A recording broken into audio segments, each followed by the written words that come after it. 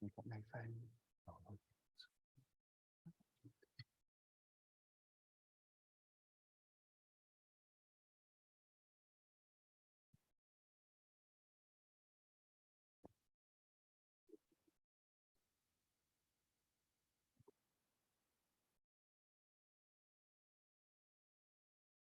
Okay, hello everyone. Welcome back after the break. Now we have Yevgeny Aksenov speaking.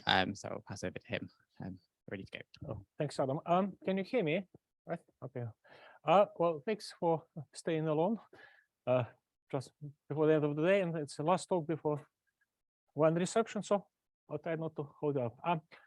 This is the study I'm going to describe. You can see from the quarters list, it's involved 2 people, but in reality, a lot of people have been involved in discussion and contribution to these long-term projects, really. So it's the longest acknowledgement so far, I think.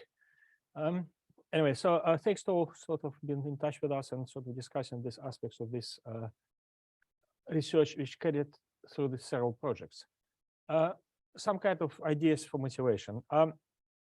What we're interested in the coupled CIS ocean wave modeling, it's for 2 reasons. If we go into the climate projections or potentially some kind of long-term simulations, waves started playing significant role in the feedbacks. I mean, partly mentioned today, but I'd probably like to reiterate it. So waves do play a role in the sort of large-scale simulations we are using for the either projections or high-resolution hindcasts. Typically, it goes through the transfer of the momentum from atmosphere to the ocean, and we should know CIS as well. So using waves actually could help to understand and improve physics of coupling, and also affects the various components of their system, including carbon transfer, biogeochemistry, nutrients, and so on.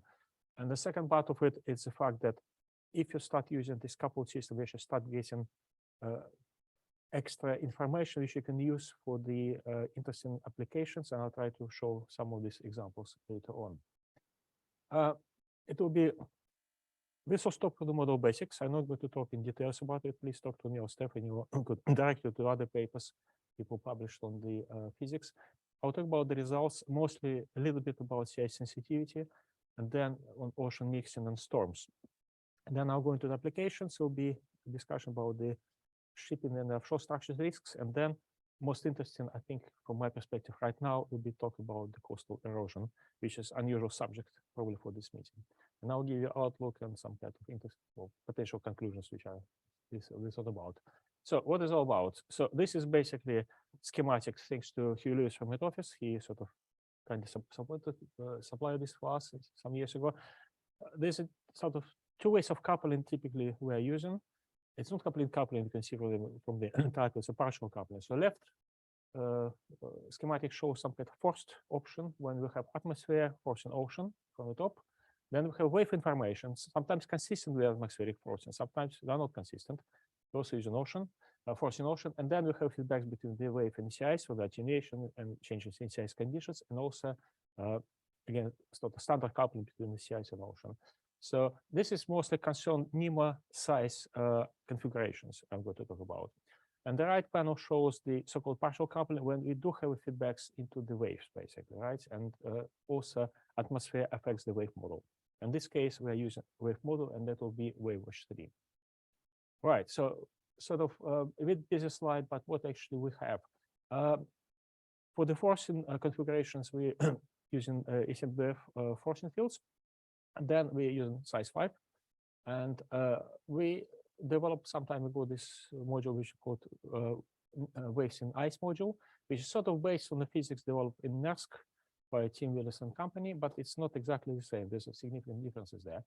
And this specific study refers to a reasonably oldish configuration of NEMO 3.6. Now NEMO is version 4 and also version 4.2. So we sort of moved away from this configuration, but that's what we're using right now for the analysis. The number of processes there, the breakdown by waves using probabilistic approach. Then there's attenuation and wave advection. We do have wave mixing included, parameterization in the model for the surface mixing in the ocean. Then there's also components in size which are meltdown freezing and advection of the flow sizes, not flow size distribution. we also use the collision erosion initially developed by Danny Feltham and published in 2015, which has been implemented and published in 2022 by Stefanie Rynders et al. What else? There's a variables which are new here. So wave information is a new variable, but another interesting variable.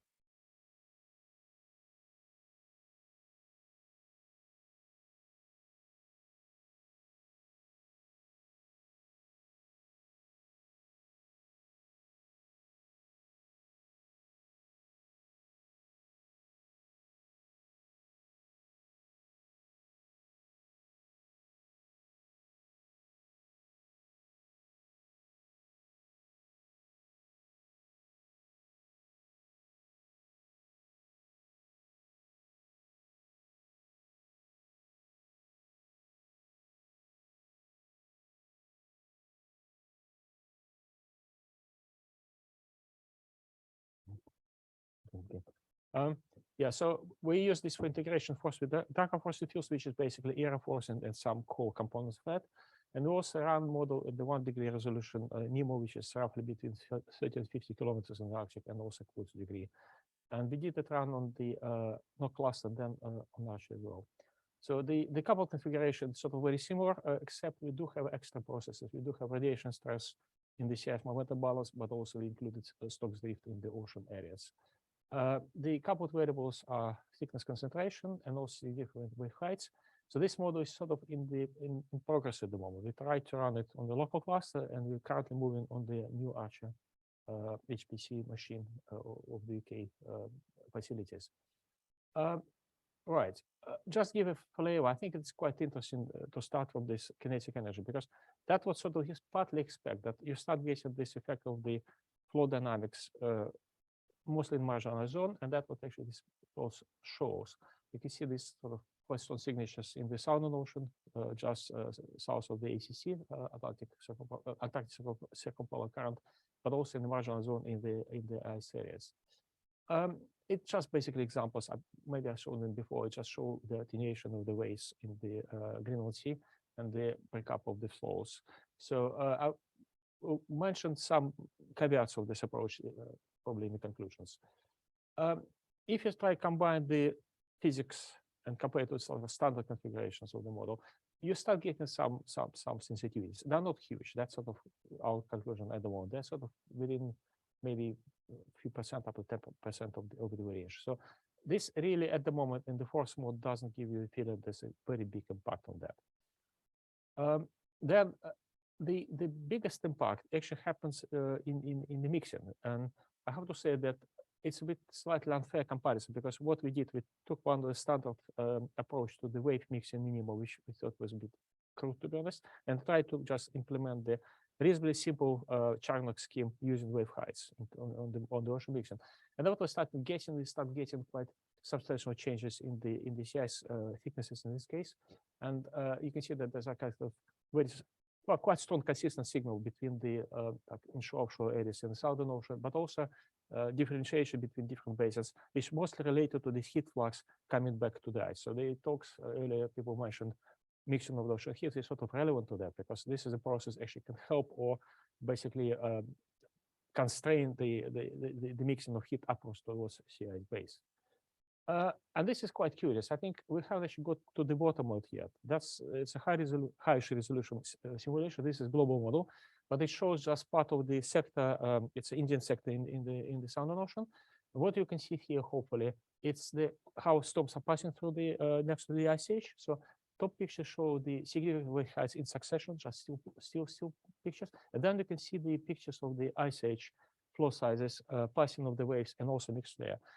One interesting conclusion from that, so the actually mechanics behind impacts of the storms on ice age is very complicated. So, for example, first you start getting excessive mixing due to wind mixing or motion of sea ice, and then you start getting restratification of the upper water column due to precipitation, which carries by the storms, but also due to sea ice melt. So it's actually quite complicated process if you think about it. It's very interesting. Coupled model.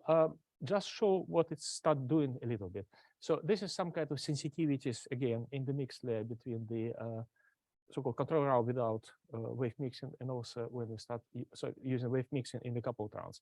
And this is quite substantial signal, the quite large change in the mixing around the Antarctic circumpolar current area, but also under sea ice. So we think that wave mixing mechanism is currently one of the strongest sensitivities in these rounds. And it's just basically an example what model does. Haven't got much analysis of that, but you can see quite strong sort of cyclones coming into the ice towards the ice edge, and you start basically see the attenuation of the waves near the ice edge. One point which I think like interesting to make, that if you think about the storms, for example, both Stokes drift and the radiation pressure start playing significant role. There's a local effects. They're not really large scale, but it's sort of probably basin scale effects. You can see these changes in the stress on the sea ice due to the radiation force, but also changes in the basically surface drift due to the Stokes drift in the ocean. So this process are in the model. I think we just need to pay attention to them. Second part of the talk is about the how this can be actually information can be used for some applications. This is sort of plot which pops out in different publications on what may happen if you have a convergence of ice and basically a damage of the ship house. And one thing I try to sort of explain, or maybe explain my point of view, when you start changing the sea ice conditions, there's a misconception that easing of ice conditions may lead to the easing of the navigation. They do not, right? Because the thing is, other factors start playing a role, and specifically, if you look at the way how the standard prediction for the navigation operates, they mostly rely on the thickness concentration, sometimes on the convergence and ice drift. But it's mostly about the pack ice. When you start moving towards the region of the marginal zone, which is plot on the right, you start having less pack ice as a fraction, but you start having more marginal zone areas as a fraction as well. So potentially, if ships moving towards the MIZ, they need to consider different approaches. So I try to show these two approaches in brief. So first approach is basically this Arctic shipping system, or Polaris as well. And second one, what we sort of try to develop for one of these workshops run by the EU TAM. So starting from the starting from the second approach. So the way how we try to think about it. Okay, so if you start getting fragmented ice, how you should quantify this information? So we start looking around the flow size distribution, mass of the flows and in the compact ice, and the probability how the flows are hitting the structure. It's some kind of basically test example of the structure, which is 100 meters wide and 20 meters tall. It's almost like artificial islands which we talk of developing for the oil gas exploration in the Arctic. And what actually turns out that if you try to combine these different components, like from the currents, from the waves, and from the sea ice, you start getting interesting combination of the loads. So the sea ice actually start getting becoming quite important in this loads. And that's an illustration. If you think whether you can combine this way or try to confront them, basically. So left panel and B show this classical Polaris approach when you have this safety speed of the ships dictated by the thicknesses of different ice categories and the partial conservation of these categories. And to give you an idea that, for example, this the Arctic ship,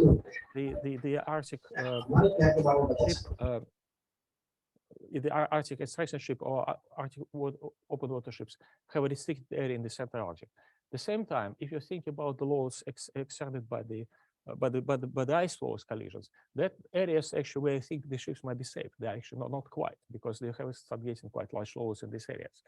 And that's some kind of general message from here.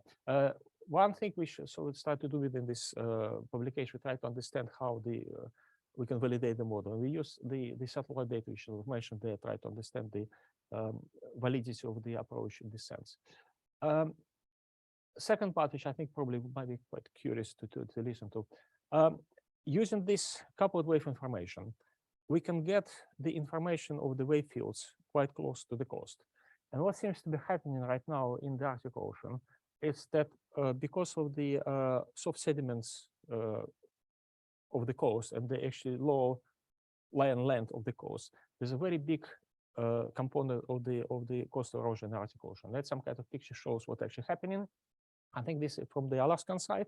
So you can see this white stuff, which is basically ice, right? It's a land ice, been buried there for God knows when. And what you have here, you have very strong collapse of these blocks of ice. If you see for the scale, people working there carelessly, unfortunately. If you think about that and you listen or sort of try to collect this sort of evidence from the witness, actually people live there, actually became a quite substantially worrying factor, because first of all, you build a picture. This actually process is very important, and it's important for different reasons. For people living there, people have to move houses, infrastructure is damaged. It's a quite substantial cost of the maintaining this, or sort of basically repairing this damage. But also, it's despite the fact the observations are very scattered, it built the whole picture of the very big process. And I'll try to explain what I actually meant by that. Besides just industrial parks, there's a very big contribution of the cost of erosion and soil and the nutrients, which actually in the terragenic soil, to the contribution to the cost of seas. They actually have quite substantial effect on the biology.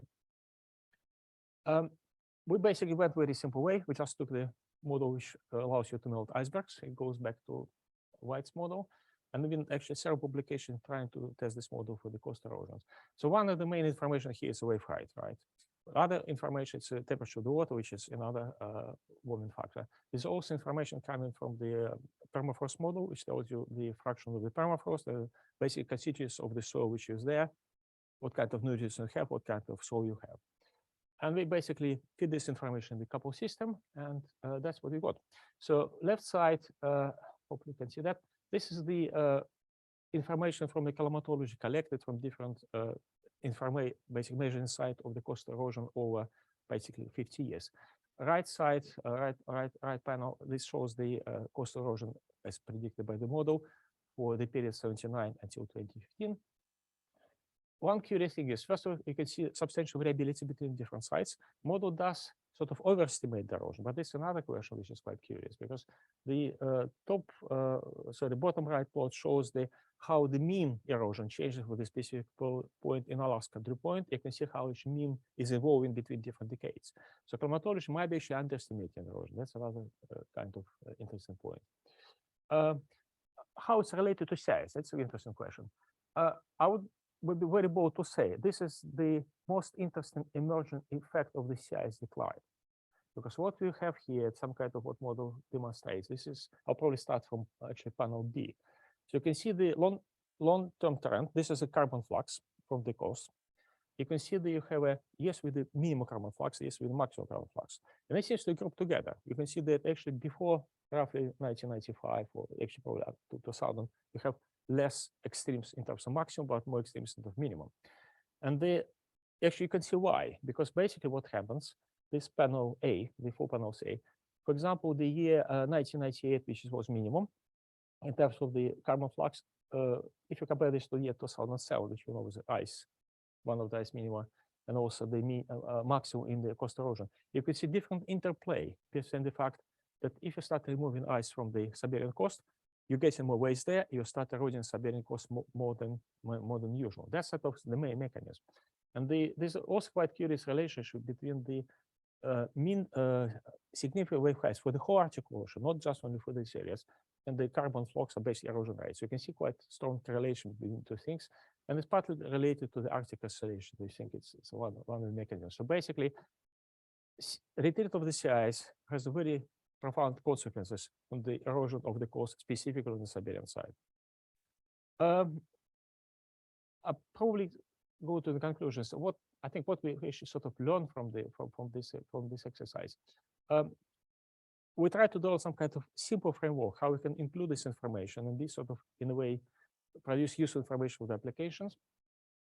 One thing we sort of found that the validation is a crucial problem.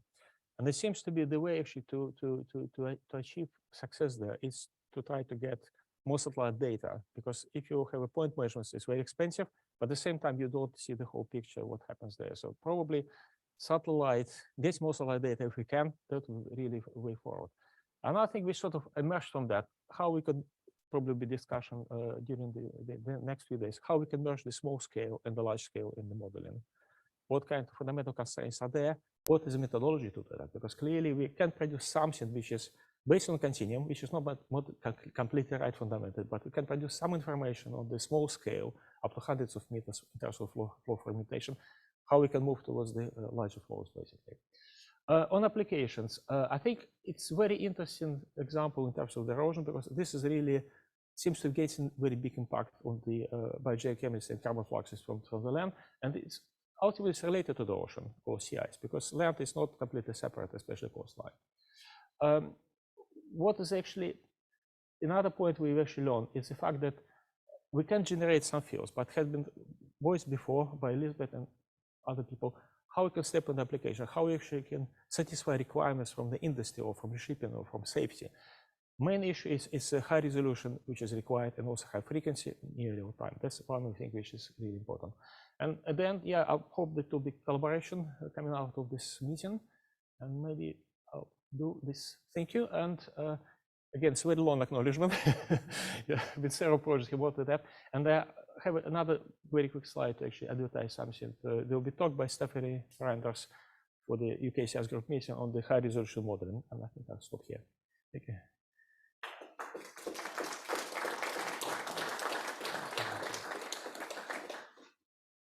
Thank you, Yevgeny. Do we have any questions? Okay. Oh, there's one from Danny. Thanks, Yevgeny. I'm sorry, my question is probably slightly off the wall. So loss of sea ice leads to greater coastal erosion. That's the biggest impact, or one of the strongest impacts, right?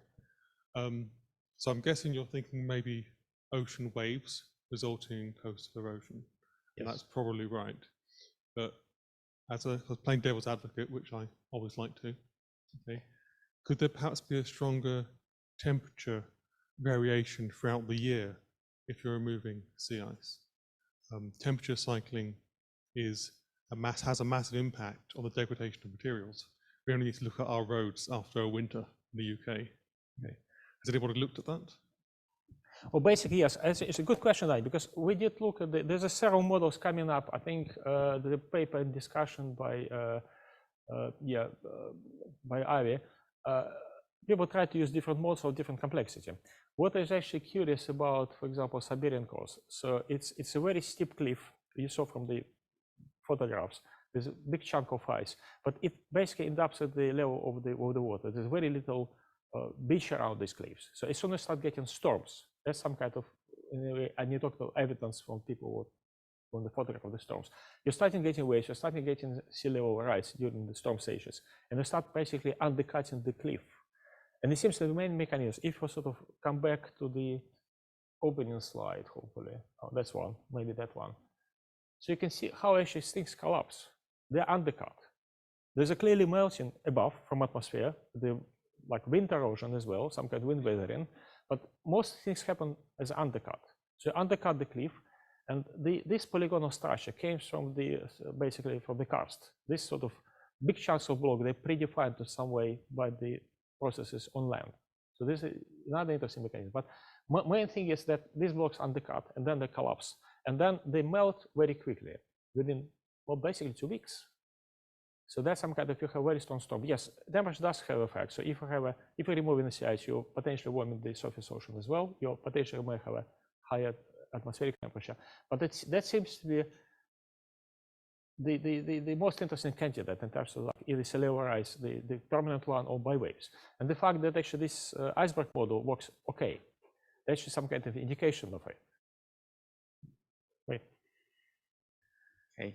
Do you have any further questions? Does anyone say so?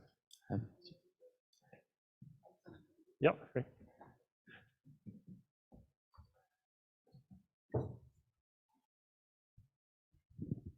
Yeah, so in terms of temperature effects, so if there is sea ice, stuff is frozen, right? So the coast won't melt. So if the sea ice is gone, you can have waves, and the surface ocean itself can warm up, so you get extra heat flux to the coastline and increase the erosion. But what the waves do is also once you melt the sea ice, it waves them. They wash away the sediment that's left over, so there's no isolation of the coastline by the already melted, well, thawed sand or sediment that's still lying on there. So it makes it very efficient. There's always like a clean surface of the coast, which you're basically melting because of the heat input from the waves. Yeah, and so this stuff, like the breaking of the roads in the UK. So that's a way how you get these polygons on the top. You get some maybe like snow on the winter, and maybe it starts melting, and then it starts collecting in these lines, and then it freezes through the surface. So, and then like it really freezes inside, because inside the permafrost is still very cold. So you get like an ice wedge, and like whatever is inside one ice wedge around this one polygon, and like one polygon can easily detach from the coast once it's undercover. Thank you. Oh God. Yeah. Continue.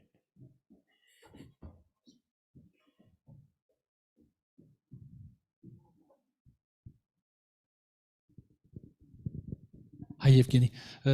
What fraction of the Arctic coast you would think like are prone to erosion like this, like fine silt locked into permafrost? Is it like everywhere, or is it most places, or? Okay, so in terms of the permafrost extent, the land one, or even the subsea permafrost, is everywhere. Yeah. So there's a different geology along the coastline. Clearly, some coasts are rocky, don't have very low erosion. Some coasts are basically soft sediments, the wedge of the ice between. That actually very fast eroding coast. And actually they can explain why the variation is actually quite high in terms of the spatial distribution. So whether you trust model or not, that's another issue. But you can see the large variation in the erosion rates along the coast, basically, which is dictated not just only by sea ice conditions and waves, but also by geology. But in principle, specifically Siberian side is low lying land with a very soft sediments and very large part of the ice in this basically coastal sediment, coastal part basically. Yeah.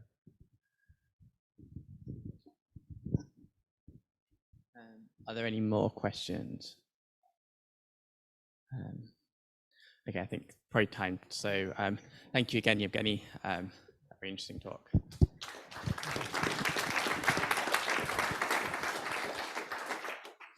Okay, so I think we now